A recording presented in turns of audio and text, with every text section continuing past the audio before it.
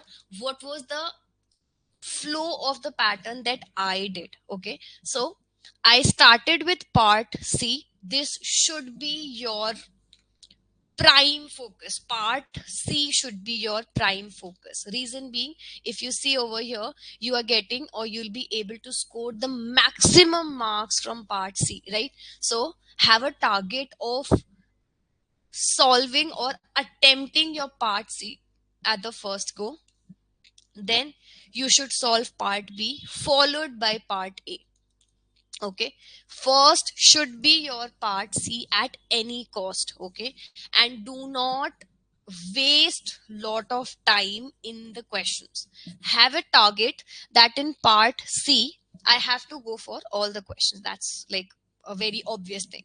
Now in part C, make sure that every question is given at max. Like this is the brim limit that you should use. That is, I should be using at maximum to maximum 2.5 to 3.5 minutes, not more than that.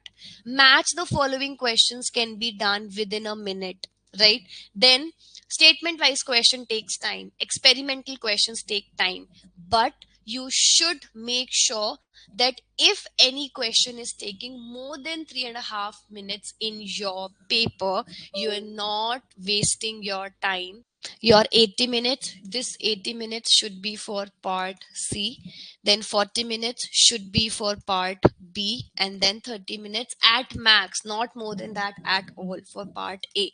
Then even after bifurcating it this way, you will still be left with 30 minutes. Now this second cycle of 30 minutes will help you rectify your mistakes. You'll be able to like get through or work on those questions which would have required more time, right? So part C is what? Part C, you have to go for 25 questions. Now use 25 question or bifurcate 25 question by 80 minutes. So 80 minutes and you have 25 questions in all that need to be done. So it is 3.12 something, right? So on an average, you have 3 minutes for per question. Do not waste even a single minute in your examination, because if you strategize 180 minutes properly, things will become easier. You will not find a difficulty in managing out your time, right? Part B, 40 minutes are still more than what you require, because in that you need to solve out 23 to 27 question, right? Every question at max you require 1 minute to 1 minute 20 seconds, not more than that, because parts B is all about reading the question, the one liner question, and then the option. So 1 minute is more than enough for here. So 40 minutes at max for part B, and then for part A, 30 minutes maximum per question, 2 minutes, not more than that. If you are able to solve it out in 2 minutes, very good. If not, leave it then and there and move forward, right? So part C should take up 80 minutes.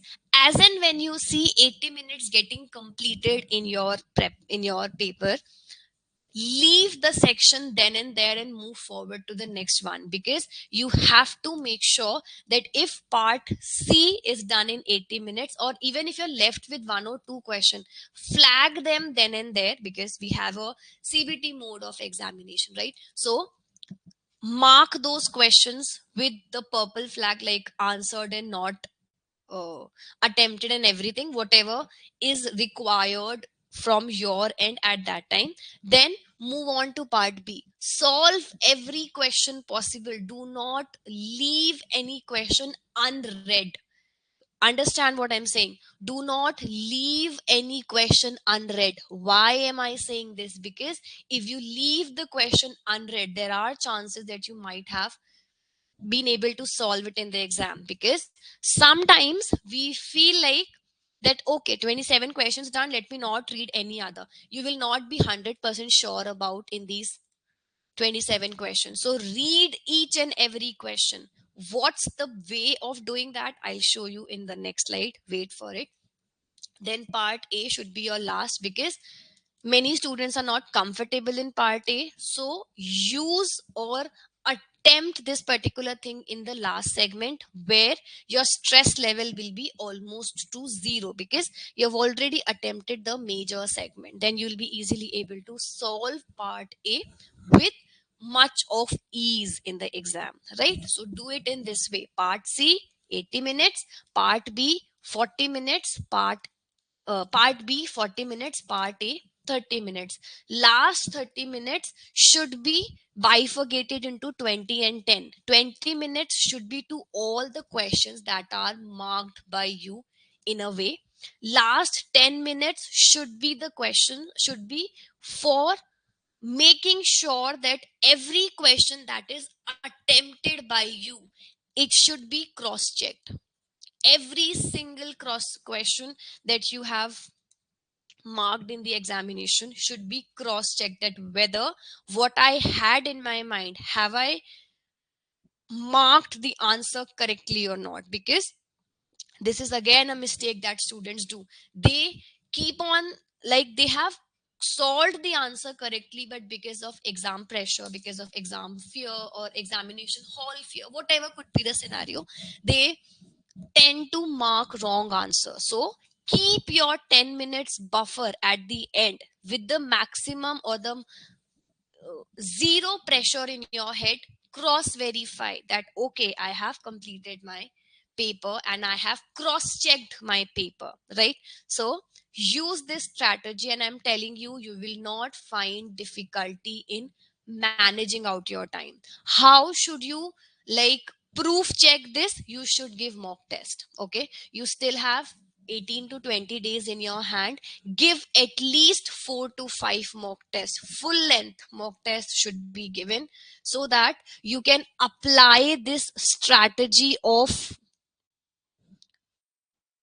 paper attempting strategy. This 180-minute strategy should be implied in your paper, whether it's applicable to you or not. So for that, for cross verifying that, give at least 4 to 5 full length papers. Very, very important. And if you have taken up the mock series which we have on our application, you'll be easily able to find out these mock test series. Okay, so if you have not yet joined, I'll suggest you get the mock series, and it will help you in these last 15 to 20 days. Save your time, like, strategize your time with the help of preparing with the mock test. Okay, so you know where, how to download, like, you all must have downloaded the application, right? And also you can just go to the store section and get your mock test accordingly.